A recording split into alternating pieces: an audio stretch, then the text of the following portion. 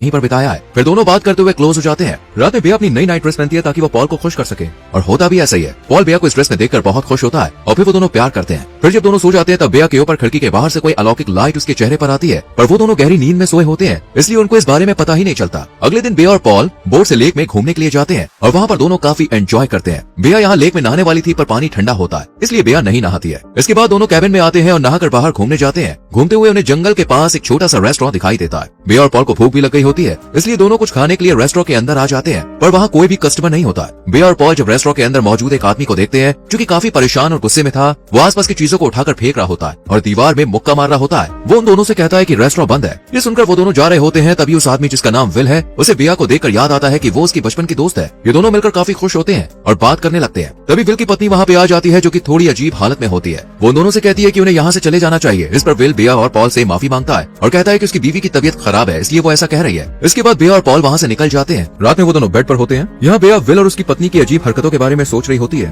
तब पॉल उससे मजाक में कहता है कि क्या विल उसका एक्स बॉयफ्रेंड है। बेया कुछ भी नहीं कहती है और फिर दोनों सो जाते हैं। आधी रात में जब पॉल की नींद खुलती है तो वो देखता है कि बेया उसके बगल में नहीं है। वो उसे घर में ढूंढने लगता है, पर पॉल को बेया कहीं भी नहीं मिलती है, जिससे वो परेशान हो जाता है। तभी उसे दरवाजा खुला दिखता है। पॉल उसको ढूंढने के लिए बाहर आता है और रात के गहरे अंधेरे में बेया को आवाज देते हुए जंगल में ढूंढने लगता है। कुछ देर के बाद पॉल को बेया जंगल में एक जगह बिना कपड़ों के खड़ी हुई मिलती है। वो काफी कंफ्यूज होती है। पॉल बेया को जैसे ही छूता है वो चिल्ला देती है। पॉल उसे शांत करता है और उसे वापस कैबिन में ले जाता है। पॉल को बेया की काफी चिंता हो रही थी, आखिर वो जंगल में क्या कर रही थी और कहीं उसके साथ कुछ गलत ना हुआ हो। वो बेया से पूछता है कि वो जंगल में क्या कर रही थी। इस पर बेया कहती है वो शायद स्ट्रेस के कारण नींद में चल रही थी, पर इस बात से पॉल परेशान हो जाता है क्योंकि बेया को नींद में चलते हुए उसने कभी नहीं देखा था। पॉल उससे उसके कपड़ों के बारे में पूछता है, पर बेया उसे इस बात पर ज्यादा ध्यान न देने के लिए कहती है। तब पॉल और बेया सो जाते हैं। अगली सुबह पॉल देखता है कि बेया ब्रेकफास्ट बना रही है, पर वो ब्रेड को जला देती है और नाश्ता बनाने में गलतियां कर रही थी। पॉल बेया से पूछता है कि उसे क्या हुआ है और उसे शायद डॉक्टर के पास चलना चाहिए। इस पर बेया जोर देकर कहती है कि वो ठीक है। इसके बाद पॉल और बेया बोट से लेक में मछलियां पकड़ने जाते हैं। बेया यहाँ उदास होती है, इसलिए उसे अच्छा फील करवाने के लिए पॉल उसे हंसाने की कोशिश करता है, पर वो नहीं हंसती। फिर अचानक से बेया बिना अपने कपड़े उतारे पानी में नहाने के लिए कूद जाती है,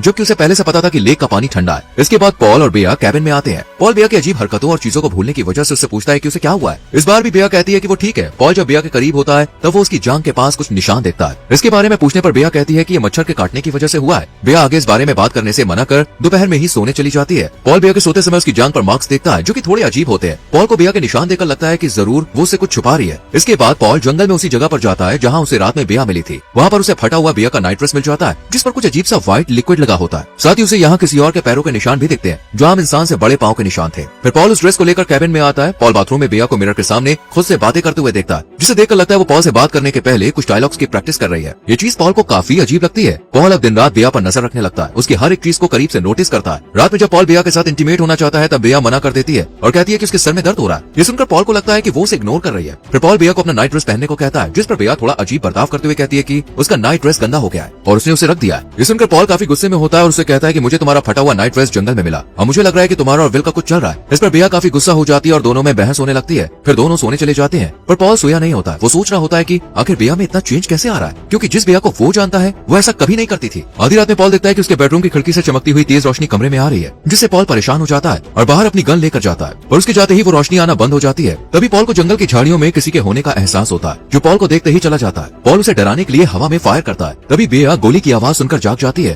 और पॉल को कैबिन में लेकर आती है। पॉल सभी खिड़की और दरवाजे बंद कर देता है। पॉल बेया से कहता है कि उसने बाहर से किसी को देखा है जो जंगल में भाग गया। इस पर बेया पॉल को जंगल में जाने से मना करती है। तभी वो उसे कहने लगता है कि मैंने जंगल में किसी के पैरों के निशान देखे थे और मुझे लग रहा है कि तुम विल के साथ मिलकर मुझे धोखा दे रही हो। पर बेया उसे समझाती है कि ऐसा कुछ नहीं है और वो दोनों अपना हनीमून खराब ना करें। अगले दिन पॉल देखता है कि बेया एक नोटबुक में अपना नाम और अपने बारे में सब कुछ लिख रही होती है, साथ ही पॉल का नाम भी लिख रही होती है। वो पॉल को देखकर नोटबुक छुपा लेती है। पॉल देखता है कि बेया की जांघों पर निशान और बड़ा हो गया है, जिसे देखकर उसे नहीं लगता कि ये कोई मच्छर काटने की वजह से हुआ होगा। इसके बाद दोनों बोट में होते हैं और मछली पकड़ रहे होते हैं। तब पॉल बेया से कहता है कि हमें यहाँ से चले जाना चाहिए, क्योंकि जब से हम इस जंगल में बने कैबिन में आए हैं तब से हमारे साथ कुछ न कुछ बुरा हो रहा है। इस पर बेया जाने से मना कर देती है और कहती है कि हम यहाँ हनीमून बनाने आए हैं। तब पॉल बेया के करीब आने लगता है। तभी वो देखता है कि बेया के प्राइवेट पार्ट से खून निकल रहा है। ये देखकर वो घबरा जाता है और दोनों कैबिन में आते हैं। पॉल उससे कहता है कि हमें डॉक्टर के पास जाना चाहिए, पर बेया कहती है कि उसे पीरियड्स आ गए। पर पॉल अब यहाँ रुकना नहीं चाहता है। वो उसे सामान पैक करने को कहता है और विल के घर जाता है। ये पता लगाने के लिए कि आखिर क्या चल रहा है। इसके बाद पॉल विल के घर आता है, जहाँ उसे विल की पत्नी दिखती है जो अजीब तरह से व्यवहार करते हुए चल रही होती है, मानो कोई चीज उसे अपनी ओर खींच रही हो। पॉल उसके पास आता है और नोटिस करता है कि उसकी जांघों पर भी वही निशान है जो बिया की जांघों में था, जिससे वो परेशान हो जाता है। पॉल उसे विल के बारे में पूछता है, इस पर उसकी पत्नी दावा करती है कि विल छुपा हुआ है, जिसके बारे में उसे भी पता नहीं है, और दोबारा से पॉल को चेतावनी देती है कि वो उससे दूर रहे। फिर विल की पत्नी बोट लेकर चली जाती है। वहीं पॉल को विल की खून लगी बेसबॉल टोपी पानी में तैरती हुई मिलती है। इसके बाद पॉल विल के घर में प्रवेश करता है, जहाँ कोई भी नहीं था। उसे घर में विल की पत्नी के नोट्स मिलते हैं, जिनमें उसने अपने बारे में लिखा होता है, बिल्कुल उसी तरह जैसे बिया ने लिखा था। पॉल को घर में कैमरा भी दिखता है, और जब वो वीडियो रिकॉर्ड चेक करता है तब उसे विल की पत्नी रात के अंधेरे जंगल में वही चमकीली रोशनी के पीछे जाती हुई दिखती है, मानो वो अलौकिक रोशनी उसे अपने पास बुला रही हो। ये सब देखकर पॉल को कुछ भी समझ में नहीं आता कि आखिर ये क्या चल रहा है। वहीं हम किसी परछाई को देखते हैं जो बाहर से पॉल को देख रहा होता है। पॉल उसे नहीं देखता और यहाँ से कैबिन आता है और बिया की डायरी चेक करने लगता है। तभी बिया वहाँ आ जाती है। तब पॉल उससे कहता है, तुम बिया नहीं हो, क्योंकि तुम कभी ऐसा व्यवहार नहीं करती थी। पॉल उसे अपने बारे में बताने को कहता है। इस पर बिया उसे अपने बारे में रटी हुई बातें बताने लगती है, जिन्हें उसने नोटबुक में लिखा था। पॉल बिया से कहता है उसकी तरह ही विल की पत्नी ने भी अपने बारे में नोट्स लिखा था, और उससे पूछता है ऐसा वो दोनों क्यों कर रही है। पॉल को लगता है कि विल मर चुका है, जिसे उसकी पत्नी ने ही मारा होगा, और अब शायद बिया उसे भी मार देगी, इसलिए वो अपनी कार की चाबी ढूंढने लगता है। बिया उसे कहती है कि वो उसे बचाना चाहती है। यहाँ पॉल को घर में चाबी नहीं मिलती और बिया खुद को बाथरूम में बंद कर लेती है, और जब पॉल अंदर घुसता है तो वो उसे बार बार अपनी जांघों में छुरा घोंपते हुए पाता है। बिया पॉल को देखकर डर जाती है, पर वो बिया को कमरे में ले जाता है और उसे बिस्तर से बांधता है और उससे उनके रिश्ते के बारे में कुछ सवाल पूछता है, जिनमें से ज्यादातर बिया उसे या तो गलत जवाब देती है या फिर वो भूल गई है। पॉल उसे कहने लगता है कि वो बिया की तरह दिखती तो है, पर बिया नहीं है। फिर पॉल अपना हाथ उसके प्राइवेट पार्ट में डालता है और उसे एक बड़े क्रीचर जैसा कुछ नजर आता है। ये देखकर पॉल हैरान हो जाता है। बिया उसे पॉल को निकालने के लिए कहती है और पॉल उसे निकालने लगता है। वो उसे धीरे धीरे खींच कर निकालने लगता है, जो कि पतला, लंबा और चिपचिपा था। पॉल उस क्रीचर को आखिरकार निकाल देता है, जो कि जिंदा था और काफी अजीब था। यहाँ बिया पॉल को बताती है कि जिस रात वो जंगल में उसे मिली थी, उस रात मैंने वही रोशनी देखी थी जो तुमने देखी थी, और मैं उस रोशनी की ओर चलने से खुद को रोक नहीं पाई। बिया बताती है कि उसे जंगल में कुछ शैडो दिखाई दी थी, और फिर उसने उसे प्रेग्नेंट कर दिया, और बिया को लग रहा है कि अभी भी उसके अंदर कुछ है और वो उससे उसकी सभी यादों को छीन रहे हैं। यहाँ पॉल को कुछ भी समझ में नहीं आता है और वो वहाँ से बिया को लेकर जाने वाला था, पर बिया कहती है हम अब नहीं जा सकते। तभी वही तेज रोशनी बिया पर पड़ती है और कुछ चीज बोलने लगती है, जैसे अब हमें पॉल की जरूरत नहीं है। इसलिए बिया पॉल को मारकर बेहोश कर देती है और उसे बोट पर लेक के बीच में ले जाती है। अगली सुबह जब पॉल को होश आता है तब वो खुद को लेक के बीचों बीच बोट में बंधा हुआ पाता है। बिया उसे कहती है कि वो उसे बचाने के लिए पानी में छुपा रही है। फिर वो पॉल को पानी में फेंकने लगती है। पॉल उसे रुकने को कहता है और कहता है कि वो पानी में मारा जाएगा, मगर बिया पॉल को बंधे हुए हालत में पानी में फेंक देती है। इसके बाद हम बिया को कैबिन में अकेले देखते हैं, जो अपनी और पॉल की शादी का वीडियो देख रही होती है। उसकी हालत बहुत खराब होती है, उसकी स्किन छिल चुकी होती है और उसकी आंखें बदल चुकी होती है। तभी उसके पास विल की पत्नी आती है, जो उसी तरह की खराब हालत में होती है। फिर उन पर रोशनी पड़ती है और दोनों को जंगल में कुछ अजीब सी शैडो दिखती है, जिसकी तरफ वो दोनों खींचे चले जाने लगते हैं। इस जंगल में फॉरेस्ट क्रीचर कई सालों से रहते थे, जो लड़कियों के साथ संभोग किया करते थे, और जब बिया और पॉल जंगल में बने कैबिन में आए तो वो फॉरेस्ट क्रीचर की नजर बिया पर पड़ी